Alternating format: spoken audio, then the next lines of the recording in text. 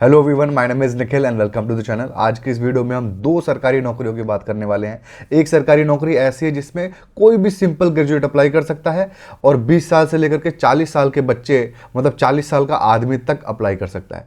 दूसरी तरफ जो नौकरी निकली हुई है ECGC PO की है, उसके अंदर काफ़ी अलग अलग क्वालिफिकेशन के लोग अप्लाई कर सकते हैं। तो आ जाते हैं हम लोग स्लाइड के ऊपर और चीज़ें देखना शुरू कर देते हैं ताकि जल्दी से जल्दी ये चीज़ें खत्म हो जाए। ठीक है, तो दो जॉब्स देखने वाले हैं, दोनों के फॉर्म आपके मई में निकले हुए हैं और मैं मई की टॉप 5 जॉब भी बना चुका हूं और अगर आप उसमें इंटरेस्टेड होंगे ना तो आप वो वीडियो भी देख लीजिएगा। और ये सामने देख लो, ऑलिव बोर्ड की तरफ से हर हफ्ते फ्री मॉक टेस्ट हो रहा है आपका लाइव RBI असिस्टेंट का। लिंक डिस्क्रिप्शन में अवेलेबल है, आप इनका ऐप डाउनलोड करो, वहाँ पे खुद को रजिस्टर करो और आप फ्री में दे पाओगे वीकली मॉक टेस्ट। हर वीक इतने सारे फ्री मॉक टेस्ट हो रहे हैं, ऐसा मौका मत छोड़ो। लिंक डिस्क्रिप्शन में अवेलेबल है, इसके बारे में अभी थोड़ी देर में बात करेंगे। लेकिन सबसे पहले हम लोग क्या करते हैं ना, देखो ये पिछले हफ्ते का भी आपको दिख रहा होगा, ये 19 से 30 अप्रैल का पिछले हफ्ते का है यहाँ पे। ठीक है, इसके बारे में अभी बताऊंगा आपको, बट अभी हम लोग सबसे पहली वाली नौकरी हमारी देखते हैं। सबसे पहली हमारी नौकरी है ECGC। ये बहुत बड़ी बैंकों में से एक है। बहुत बड़ी किस हिसाब से? अच्छी तरीके की डायनामिक नौकरियों के हिसाब से। ECGC और EXIM ये दो ऐसी बैंक है जो बाकी ट्रेडिशनल बैंक से बिल्कुल ही अलग होता है। ठीक है, ये पहले IBPS PO के थ्रू लेते थे और IBPS SO के थ्रू लेते थे, बट अब ये लोग अलग हो चुके हैं पिछले 3-4 साल से और अलग से लेते हैं। ठीक है, ECGC आपका मतलब है एक्सपोर्ट क्रेडिट गारंटी कॉर्पोरेशन। ठीक है, ये तो इंपोर्ट एक्सपोर्ट वाली जो कंपनियां होती है ना, इंपोर्ट एक्सपोर्ट भी क्या, सिर्फ और सिर्फ एक्सपोर्ट वाली जो आपकी कंपनियां होती है ना, उनको क्रेडिट देने का काम करता है ये बेसिकली। ठीक है, उसके पूरे रूल्स रेगुलेशन से लेकर के हर एक चीज का मेंटेनेंस और हर एक चीज का रेगुलेट यही करते हैं। EXIM जो बैंक है वो इंपोर्ट एक्सपोर्ट दोनों का काम करते हैं। ठीक है, तो इसके अंदर PO की नौकरी है जो कि आपकी PO ना होकर के मैं इसको कहूंगा कि SO की नौकरी है। ठीक है, 17 पोस्ट है, बट आपको 17 पोस्ट देके घबराना नहीं है क्योंकि 17 के 17 पोस्ट में कट ऑफ आपका उतना ही आने वाला है जितना नॉर्मली में आता है। तो आप इसका पैटर्न देखना, क्वालिफिकेशन देखना, तब भागना, ऐसे मत भागना भी यहां से आप लोग। ठीक है, डेट देख लेते हैं सबसे पहले। तो 31 मार्च को आपका इसका शॉर्ट नोटिफिकेशन निकला था, 19 अप्रैल को इसका फुल नोटिफिकेशन निकला और 2 मई से आप इस फॉर्म को अप्लाई कर सकते हो। कब तक? 31 मई 2023 तक आप इस फॉर्म को अप्लाई कर सकते हो। एडमिट कार्ड 7 जून को होगा, एग्जाम आपका 15 जुलाई 2023 को हो जाएगा और हो भी जाएगा भाई। इस साल खत्म होते होते आपको ज्वाइनिंग भी करा लेंगे। ठीक है, एप्लीकेशन फीस की बात करें तो 850 रुपये एप्लीकेशन फीस है जनरल OBC EWS के लिए और SC ST फिजिकली हैंडीकैप्ड के लिए 175 रुपीज एप्लीकेशन फीस है। फीमेल के लिए यहाँ पे ध्यान रखिए कोई रिलैक्सेशन नहीं है। ये आपकी वैकेंसी की डिटेल है। 17 वैकेंसी है जिसमें 2 आपकी SC की है, 2 ST की है, OBC की 5 है, EWS की 2 है और जनरल की आपकी 6 वैकेंसीज यहाँ पर अवेलेबल है। हाँ, इसके बारे में आपको कहा था बताऊंगा, जल्दी आपको बताता हूँ। कैसे मैंने आपको अभी दिखाया फॉर्म में कि जुलाई के अंदर पेपर होने वाला है, वैसे RBI असिस्टेंट के साथ भी होगा और बहुत बड़ी नौकरी है ये, इसको मत छोड़ना आप बिल्कुल भी। बिल्कुल अभी से तैयारी आपको स्टार्ट करनी है। पेपर का पैटर्न जानिए सबसे पहले, लिंक डिस्क्रिप्शन में है। फ्री मैं चिल्ला रहा हूँ, 1 महीने से हर हफ्ते होता है। जिन्होंने नहीं दिया है ना, रजिस्टर करके ज़रूर दे दो। इसके अंदर आपको रियल टाइम एग्जाम का एक्सपीरियंस मिलेगा। आप देखो यहाँ पे रियल टाइम एग्जाम का एक्सपीरियंस मिलेगा, कैसा आपका एग्जामिनेशन होगा, ओरिजिनल जो होगा ना सेम वैसे होगा। डिटेल सॉल्यूशन आपको मिलेगा। आपका 7 तारीख की शाम को आपका सॉल्यूशन मिलेगा और आपको समझ में आएगा कि क्या आपने गलतियां की हैं और आपको एग्जैक्ट सॉल्यूशन भी उसमें प्रोवाइडेड होगा। ऑल इंडिया आपको रैंकिंग पता चलेगी, इतने ज़्यादा लोग यूज़ करते हैं आपका ऑलिव बोर्ड, तो वो सबके साथ जो आपकी रैंकिंग है वो भी पता चलेगी। बिल्कुल फ्री है, अटेम्प्ट करो अभी के अभी। हिंदी इंग्लिश दोनों ही भाषाओं में यहाँ पे अवेलेबल है ये और लिंक डिस्क्रिप्शन में आपको मिल जाएगा। आपको समझ में कितनी अच्छी चीज़ है ये, एक बहुत ज़रूरी चीज़ है, आप इसको ज़रूर अवेल करो, फ्री की चीज़ें। चलो एज के क्राइटेरिया पे आते हैं हम लोग वापस हमारे जॉब के ऊपर, ECGC वाली। तो मिनिमम 21 और मैक्सिमम 30 साल तक के बच्चे यहाँ पे अप्लाई कर सकते हैं। रिलैक्सेशन जो हमारी मिलती है 5 साल, 3 साल, 10 साल, फिजिकली हैंडीकैप्ड बच्चे भी यहाँ पे अप्लाई कर सकते हैं। वो सब की सब रिलैक्सेशन आपको यहाँ पर भी मिलने वाली है। ठीक है, एलिजिबिलिटी क्राइटेरिया के ऊपर आ जाते हैं। अब बात करते हैं कैसे कैसी क्वालिफिकेशन की यहाँ पे नौकरियाँ हैं। मैं स्क्रीन से हट जाता हूँ कहीं आपको कुछ दिख ना रहा हो। सबसे पहले आप देखिए, सबसे पहला अकाउंट्स का, जो कि सिर्फ और सिर्फ CA, CWA और CFA अप्लाई कर सकते हैं। ठीक है, तो जिन्होंने फाइनल के दोनों ग्रुप पास कर लिए हैं CA के, कितने भी अटेम्प्ट से किया हो, कितना भी परसेंटेज आए, कोई फर्क नहीं पड़ता, वो अप्लाई कर सकता है। वैसा ही सेम जो कॉस्ट एंड वर्क अकाउंटेंट है, CWA है बोल दो, CMA बोल दो, आप वो हो तो भी अप्लाई कर सकते हो। अगर आप चार्टर्ड फाइनेंशियल एनालिस्ट हो, CFA हो, तो भी अप्लाई कर सकते हो। ठीक है, कंपनी सेक्रेटरीट यहाँ पे नहीं अप्लाई करेगा अकाउंटेंट वाली पोस्ट के लिए, सिर्फ और सिर्फ एक पोस्ट है, लेकिन बहुत कम बच्चे अप्लाई करते हैं। मुश्किल से 100-150 यहाँ पे फॉर्म गिरने वाले हैं इस पोस्ट के लिए, तो आप ये मत सोच के चलना कि बहुत ज़्यादा कंपटीशन होने वाला है, ठीक है। उसके बाद आपका लीगल है। लीगल में कोई भी लॉ ग्रेजुएट अप्लाई कर सकता है। आपने अगर LLB की है तो अप्लाई आप कर सकते हो, यही कमज़ोर कड़ी है, क्योंकि इसके अंदर कोई भी लॉ की डिग्री वाला अप्लाई कर सकता है, कोई ऐसा रिक्वायरमेंट भी नहीं है, कोई एक्सपीरियंस का भी रिक्वायरमेंट नहीं है, और पोस्ट भी आप देखो 4 है। तो यहाँ पर लॉ की अगर आपके पास डिग्री है ना, ज़रूर अप्लाई करना। आपके दोस्त के पास है ना, उसको ही बताना।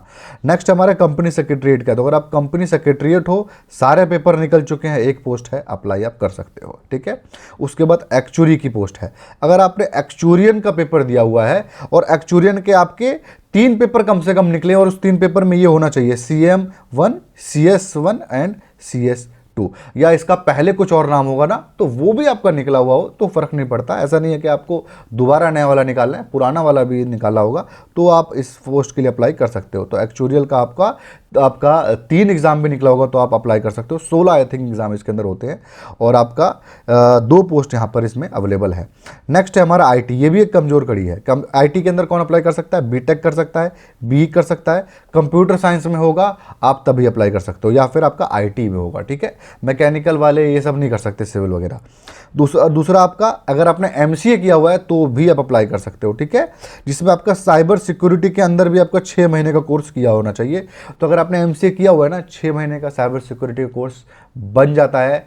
अपने बगल के इंस्टीट्यूट में जाइए जो कि सरकारी, स्टेट गवर्नमेंट या फिर सेंट्रल गवर्नमेंट द्वारा प्रमाणित हो, बन जाता है। अब बात करके देखो एक बार, ठीक है। 2 पोस्ट है यहाँ पे, इसके अंदर काफ़ी कंपटीशन होने वाला है, ठीक है। अब हम देखते हैं नेक्स्ट पोस्ट के ऊपर। 6 नंबर पे जो पोस्ट है ITCISO, वो अलग था हमारा, ये ITCISO अलग है।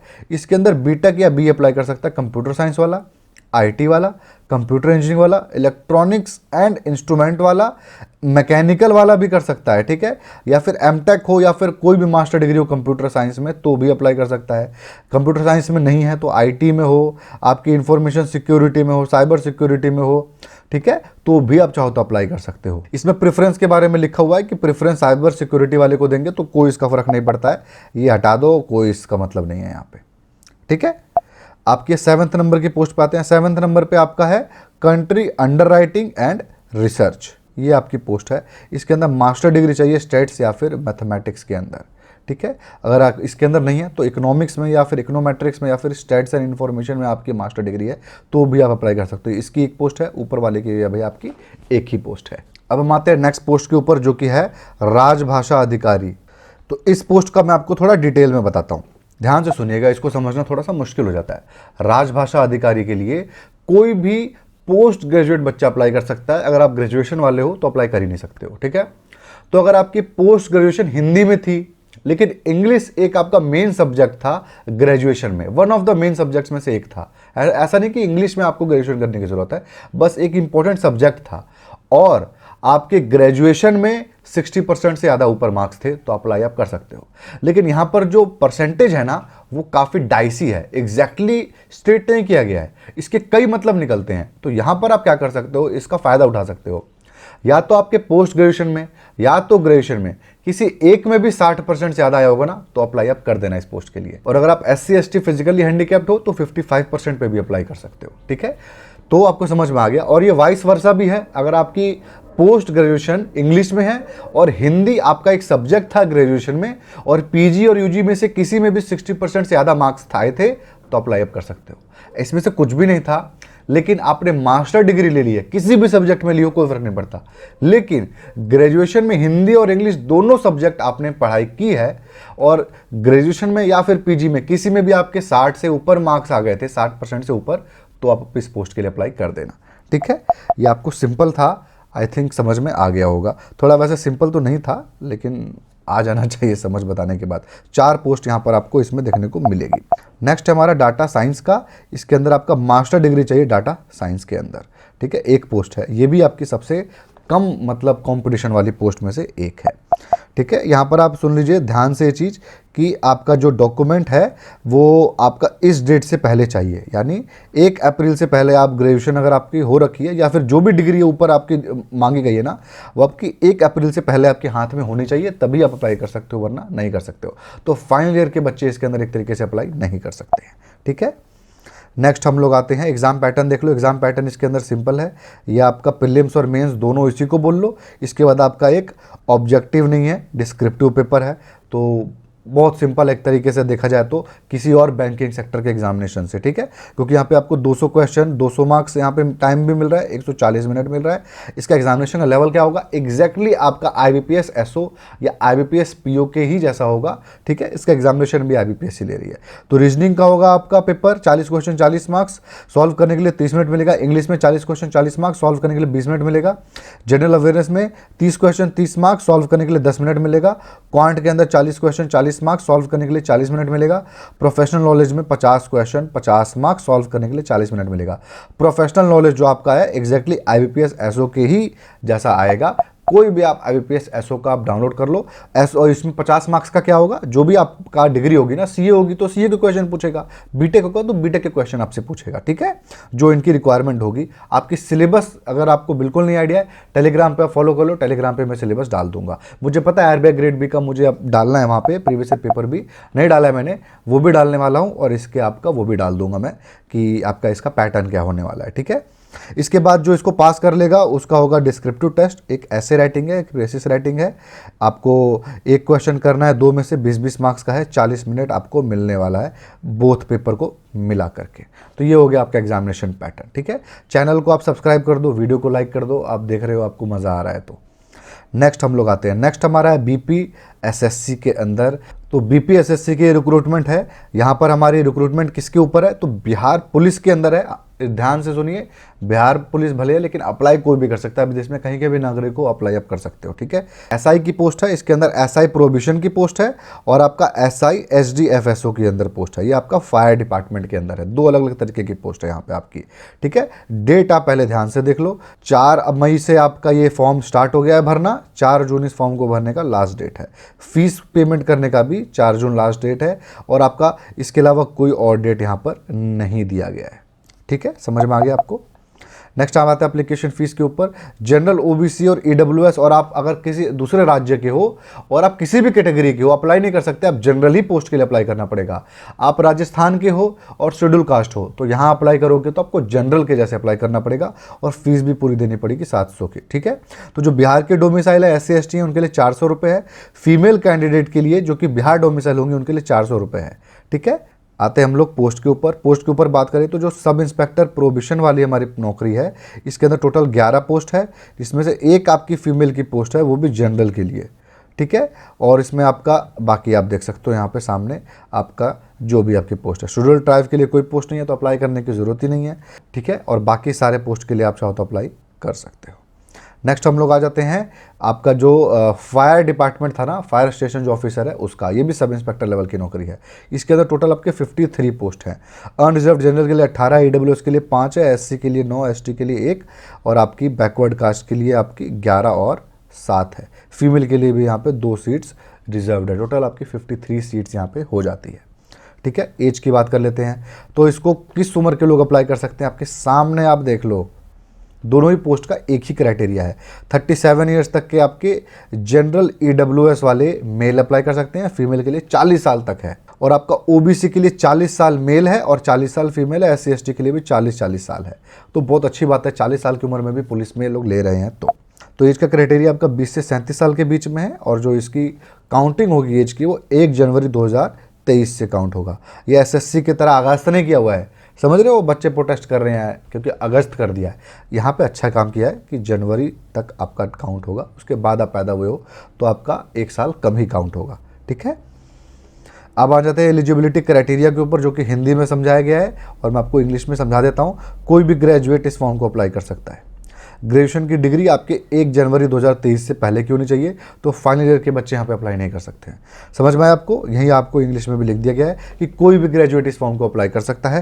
फ़र्क नहीं पड़ता आपने BSc, BTech, BCom, BA, MBBS, CA कुछ भी किया, आप इस फॉर्म को अप्लाई कर सकते हो। फाइनल ईयर के बच्चे अप्लाई नहीं कर सकते हो।